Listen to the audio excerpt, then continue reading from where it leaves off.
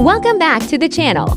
In this video, I'll show you how to download YouTube videos and premium content. VidBrowser lets you download video content from any webpage without needing to log in. And the videos aren't compressed at all. You can watch them anytime right on your own computer. Let's first find VidBrowser's official website. It currently supports both Windows and Mac. Open the software's homepage. If you're a first-time user, click Settings in the list on the left and follow the steps shown in the video to change your video saving location step by step. Then go back to the home page, enter the YouTube URL, and open the video page you want to download. The software will automatically detect the video on the right side.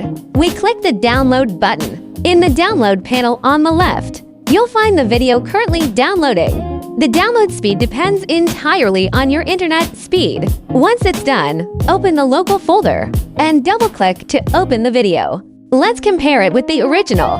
The video shows almost no signs of compression. If you want to download in bulk, just treat it like a regular Chrome browser.